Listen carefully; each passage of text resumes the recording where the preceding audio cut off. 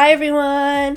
Wait, okay, now I'm ready. Hi guys! The first Hunger Games came out in 2012 and I was in the 5th grade. I was still reading Geronimo Stilton and watching Winx Club at that point in my life. But you know what? One day I just decided that politics and murder were the way to go. And since then, the Hunger Games has had a huge impact on my life, and not just in the typical way. No. I have endless merch, and as a middle schooler, it was my entire personality. And I mean my entire personality. Hold on. Halfway through. There's still more. Dude. Okay, big finale. The original script. There's still more over there, by the way. Anyways, on top of all of that, some of my school projects were Hunger Games themed. I had like many versions of Hunger Games nail art at some point. And to make it worse, people in school used to call me the Hunger Games girl. And I unfortunately ate it right up. Now you're just gonna have to trust me on this one. Or don't, but I've read the first Hunger Games 5 times, and I watched the movie 30 times before I stopped keeping count. I know it's hard to believe, but when I was a middle schooler, I would watch it like once a week just to prove that I was the biggest fan. And I'm happy to announce that I am a full-grown adult now. I've watched it here and there, you know, it's still my comfort movie, but it's been a while. And by a while, I mean like 2 years, which is long for me, okay? So today I'm going to watch The Hunger Games as an OG fangirl and point things out until you lose your mind. Let's start the movie. I'm excited.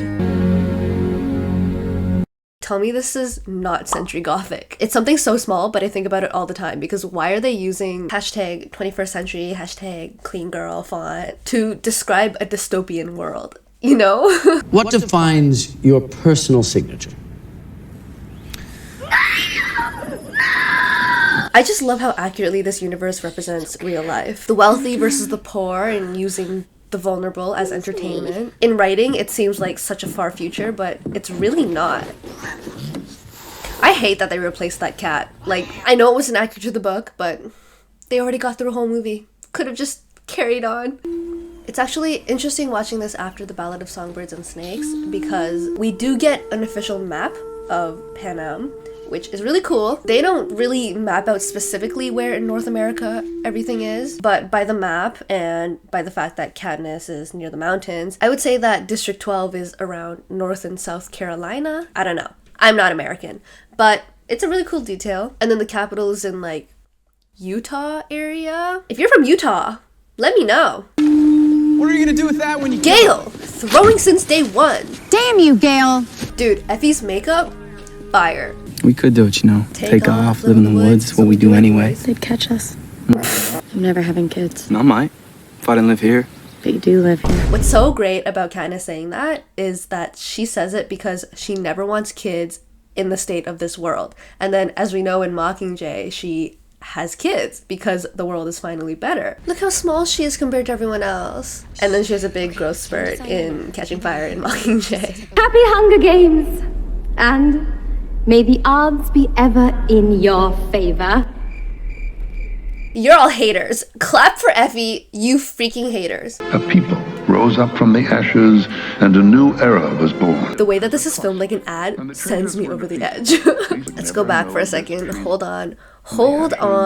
Like you're telling me this isn't a Pampers commercial. Those are it. Those are the nails that I would do in middle school. Primrose Everdeen. I volunteer! There it is. There it fucking is. Look at her stance. It's giving bravery. It's giving strong, independent woman. We love it. I remember one of the big criticisms back in 2012 when this came out was the camera movement. People really hated that. Like, even in the stillest shots, it's just shaky handheld camera. Katniss Everdeen.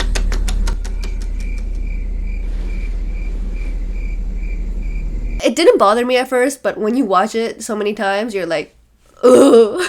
And now, for the boys. Peter Malark. Slay, Peter. You can't tune out again.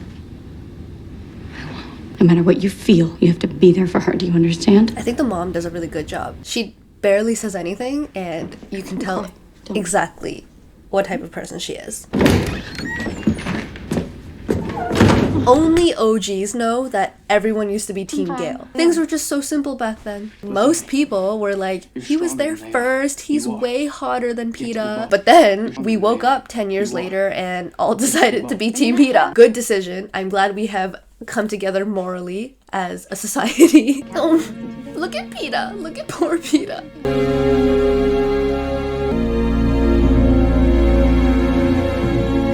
This is POV me going to Europe for the first time. Slay Mitch! That new book, I'm so excited. Okay, I think that's enough of that. Ew, bro. There's a lot of silence in this film, which I feel like is really important. Like in this train, for example, obviously it's a grand, amazing new place, and the visuals are showing the beauty of the capital, whereas the silence kind of reminds us that this is just completely wrong. Oh, that's a good way to get killed. What's a good way to get killed? Oh, Joy, why don't you join us? Not sure if this is just a me thing, but I don't think it is. Their voices are slightly higher than they're supposed to be. Like, I'm not going crazy, right? If anyone knows how Jennifer Lawrence normally sounds, or if you've watched The Hunger Games before, tell me that this movie isn't just pitched like the slightest bit higher. I know I sound crazy, but after watching it all these times, I can tell that there's something wrong specifically with Netflix's Hunger Games.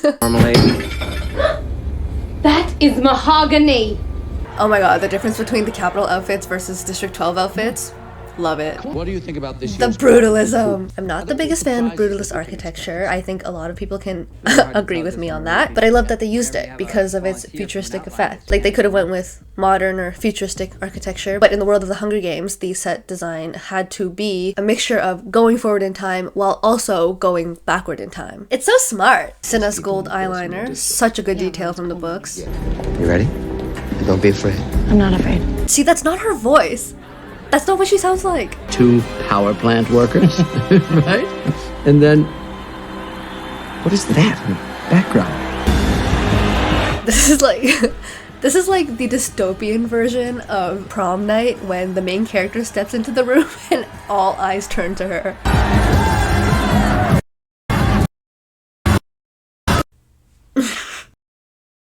So we both think that they took one of the extras and told them to look as crazy as possible, right? We welcome you. We salute.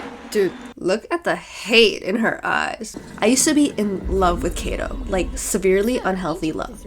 I love how there's so many art pieces lying around everywhere. That just like fully establishes how rich this place is. In 2 weeks, 23 of you will be dead, particularly to what I'm about to say. Oh my god, they're so young. No fighting. Oi, Yue! What does this do? Quite literally has been the talk of TikTok. What in the world does that do?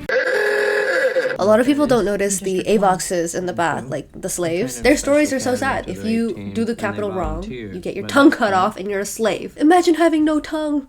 That's terrifying. I have no chance of winning. None. All right? Effie's makeup eats.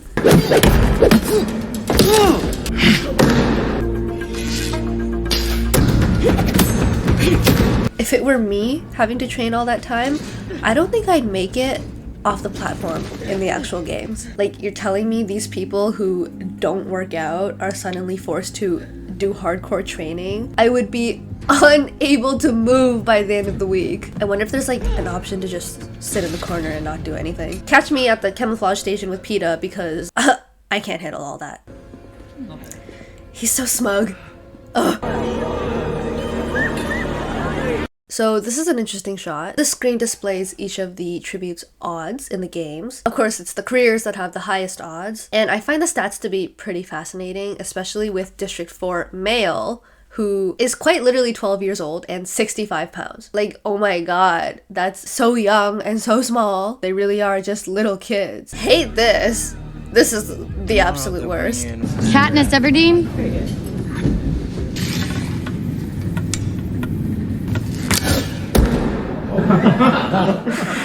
Not the rich people laugh.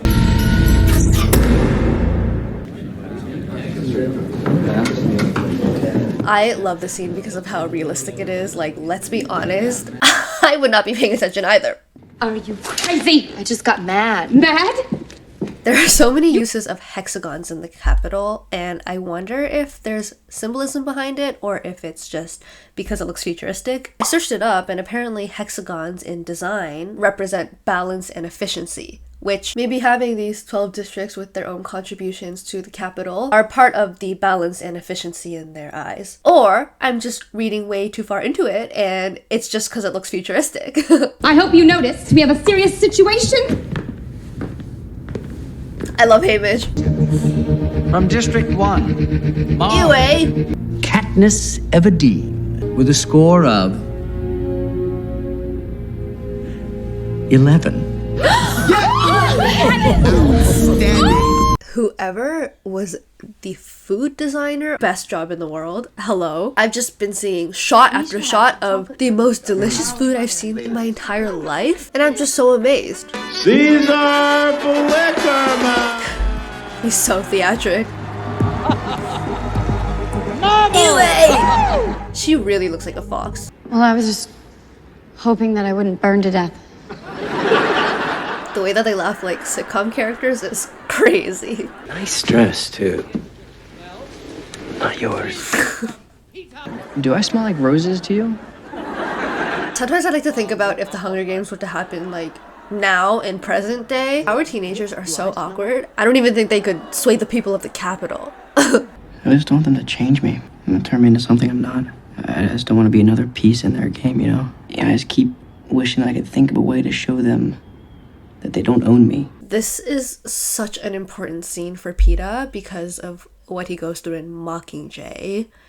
If you know, you know. I've always wondered about the seating arrangement in this hovercraft. Like, why do we have Cato and Clove sitting across from each other? Why is PETA not with Katniss? Like, is this just a random organization of people? The little things, you know? I've just watched it so many times. I want to know all the little details.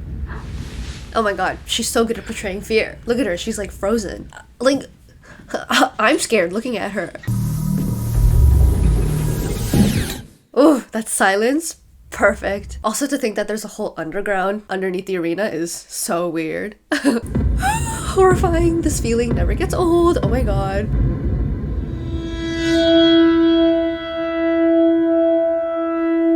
Oh my god, this is so loud. I can't. I love the decision of just putting music over everything. Like, you don't need to hear the sound effects to see how bad it is. Hate that. Hate it.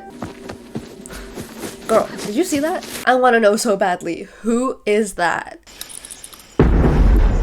And of Jeez. course.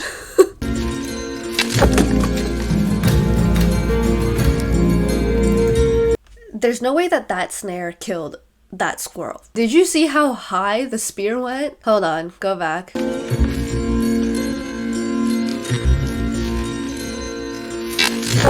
Yeah, I don't think that a squirrel can reach that high. Maybe she set up another snare and we just didn't see it on camera.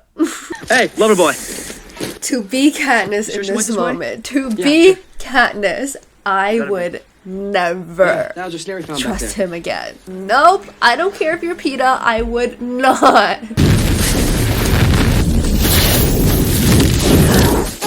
Okay, but were the fireballs really necessary? She's heading towards the left. This is the most teenager I've seen anybody act on this movie so far. I'm coming for you.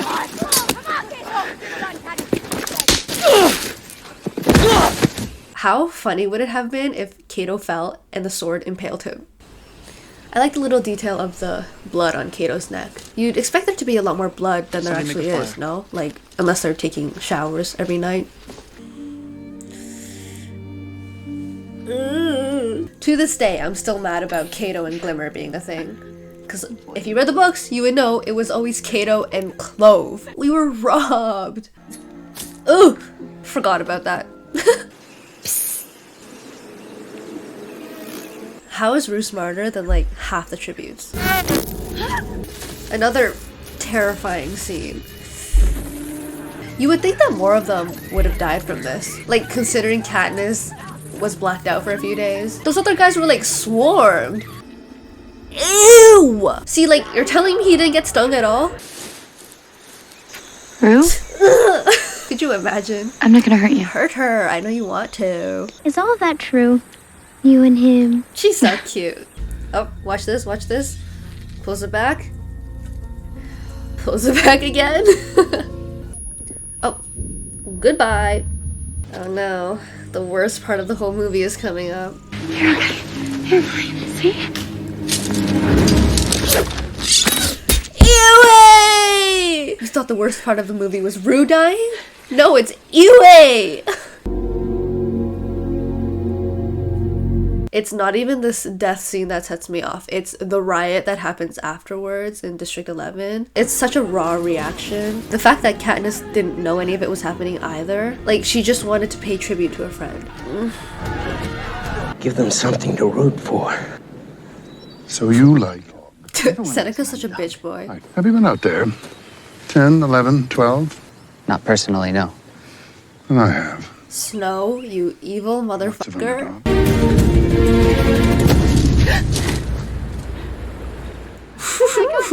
How did he do that to himself? Like, how does he know what his face looks like? Oh, look who's watching now.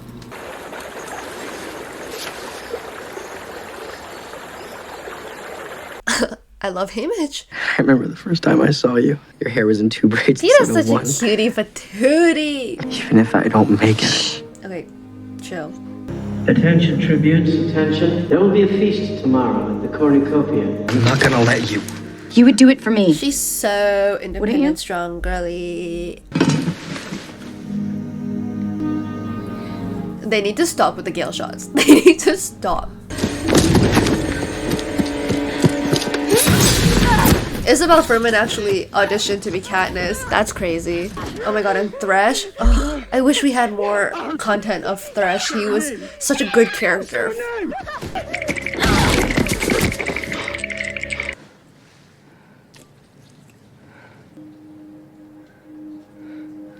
Guys, get a room. Oh my god.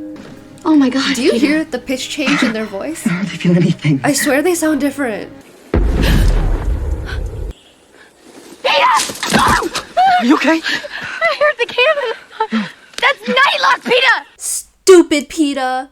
Suicide, suicide, that was definitely suicide. Everybody knows because she was too smart. She knew that those berries were poisonous. Remember how smart she was? She knew how to play matching games. Only smart people know how to do that. Oh, okay. I want to point out one more thing from the books. In the book, these mutts had the eyes of the dead tributes, just like that. We don't know if it was genetically modified or if it's actually their eyes. But either way, in the book, it was so twisted. They obviously simplified things for the movie, but it could have been so much darker and so much more twisted. I know there's a jump scare coming, and I get scared every time. I'm very afraid right now. Oh my god! Oh my god. Genuinely, I wish I was being dramatic. Oh my god, this is so Twilight Jacob Werewolf core. Here's another idea that's going to be very controversial. You could shut the fuck up. This is a good speech by Kato, realizing that the games are a scam. Anyway, so now, one more kill. It's the only thing I know how to do. Bring pride to my district. Not that it matters.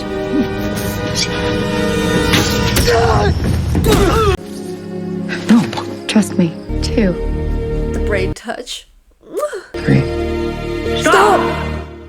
Stop! May I present the winner? Seneca, you are such a bitch boy. You are such a little fucking bitch boy. We love to see it. Seneca, you goofed hard. Well, guys, now you know the punishment of being a little bitch boy, little fucking ass bitch boy is that you die. Peeta looks good. It's scary that this is the first ever face-to-face interaction that Snow and Katniss have. They've seen each other from afar, but this right here is the start of their really complicated relationship.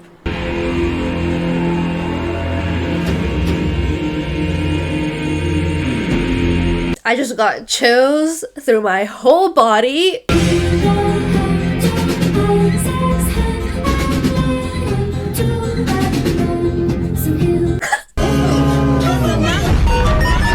This song, Abraham's Daughter, has so much symbolism in it. Totally go check it out if you're into that stuff. Super chilling and the perfect way to end the movie. Takeaways after watching this movie. I've seen it too many times that it's unhealthy. Bruh. Also, the depth of the lore is just insane. Suzanne Collins really knows how to lock in an audience because at first it just seems like a silly little story for teenagers. But the deeper meanings and the politics behind everything are just so detailed that I learn something new every time I read or watch it. Like back when dystopian movies were coming out like one by one, aka Hunger Games, Divergent, and then The Maze Runner, a lot of older people were making jokes like, ugh, not another movie about teenagers running around. But I have to say, those people just don't understand. The idea of a world ruled by classism and corruption seems so far away, but it isn't. Every book and movie emphasizes further and further just exactly what our world could become one day, and that's such a good concept. No aliens, no zombies, no crazy technology. Okay, well, some crazy technology. No end of the world. Simply just the horrors of living with a corrupt government. I mean, I'll admit that I'm obviously biased. There's just something so special about it. Anyways, I hope you enjoyed my reaction and my quick review of the Hunger Games. I am so excited for new content to be released with the new Slaymitch book coming out soon. I'm honestly so glad Suzanne Collins decided to milk it further because I will eat up that Hunger Games lore. Guys, I literally feel like I sound stupid talking about how revolutionary the Hunger Games is. I know there are other movies that did this concept first, but I'm just extremely biased, okay? Please give me some recommendations. I would appreciate that so much. Obviously not Divergent or The Maze Runner because your girl has already seen those multiple times. But you know, live, laugh, love. I honestly should be watching more movies and branch out a bit, so let me know what you guys think about the Hunger Games and I'll see you next time. Bye!